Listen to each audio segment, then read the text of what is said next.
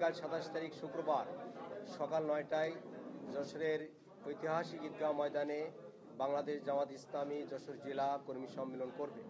এই কর্মী সম্মেলনে প্রধান অতিথি হিসেবে উপস্থিত থাকবেন আমিরে জামাত ডাক্তার শফিকুর রহমান। আমাদের উদ্দেশ্য বিগত 16 বছর এদেশের জনগণের কাছে আমরা আমাদের কর্মীদেরকে একত্রিত করে আমাদের বক্তব্যটা উপস্থাপন করতে পারিনি।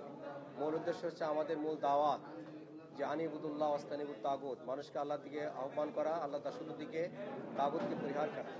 আমরা এই প্রেক্ষাপটে সকল মানুষকে আল্লাহ দাসত্বের দিকে আহ্বান করতে চাই এবং দেশের বর্তমান প্রেক্ষাপটে দেশের বর্তমান যে অবস্থা, যে বৈষম্যবিরোধী ছাত্র আন্দোলনের মাধ্যমে যে তরুণদের মাধ্যমে দেশ নতুনভাবে ফ্যাসিবাদের হাত থেকে মুক্ত হয়েছে এবং ফ্যাসিবাদ মুক্ত বাংলাদেশে আমরা দেশ গড়ার জন্যে কি করতে হবে, দেশের মানুষকে ঐক্যবদ্ধ রেখে আমরা দেশ গড়তে চাই এবং এদেশের সকল মানুষকে বৈষম্যবিরোধী ছাত্র আন্দোলনের যে আকাঙ্ক্ষা, যে ইচ্ছা, যে সমাজে ন্যায় বিচার প্রতিষ্ঠা এবং ইনসাফ কায়েম করা, সেই ন্যায় বিচার কীভাবে প্রতিষ্ঠিত করা যায় বা ইনসাফ সমাজে কীভাবে প্রতিষ্ঠা করা যায়, ন্যায় বিচার ভিত্তিক একটি সমাজ কীভাবে কায়েম করা যায়, এর জন্য আমরা কর্মী সম্মেলনের মাধ্যমে জনগণের কাছে আমাদের বক্তব্য উপস্থাপন করব। আমাদের সম্মিলিত আমিরে জামাতের বক্তব্য আপনারা শুনেছেন। তিনি দেশকে গড়তে চান, দেশের মানুষের ভিতরে ন্যায় বিচার প্রতিষ্ঠা করতে চান, বৈষম্য দূর করতে চান এবং বৈষম্যহীন একটি রাষ্ট্র বা সমাজ প্রতিষ্ঠা করতে চান। তার বক্তব্যটা আজ কর্মী সম্মেলনের মাধ্যমে জনগণের সামনে তিনি উপস্থাপন করবেন। আমাদের সম্মেলনে আমাদের 1,50,000 মতো আমাদের কর্মী সহযোগী সদস্য যশোরের বিভিন্ন উপজেলা থেকে আগমন করবে।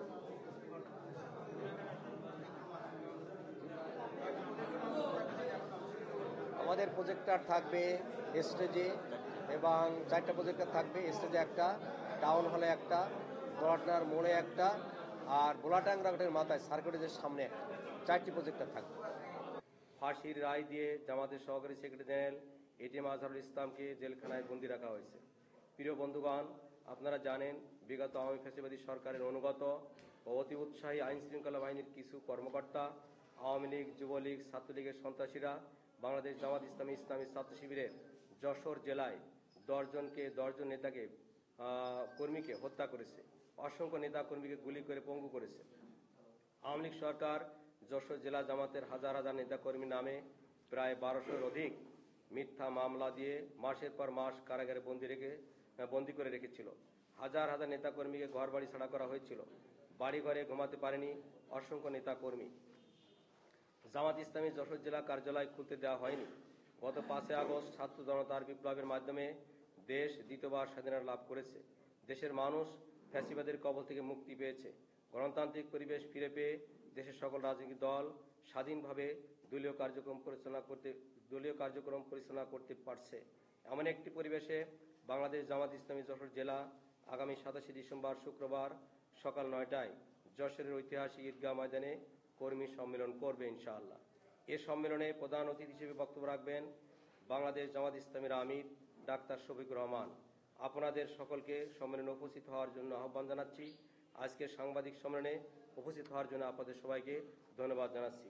শুভেচ্ছান্ত অধ্যাপক গোলাম রসুল, জেলা আমির বাংলাদেশ জামাত ইসলামী যশোর জেলা।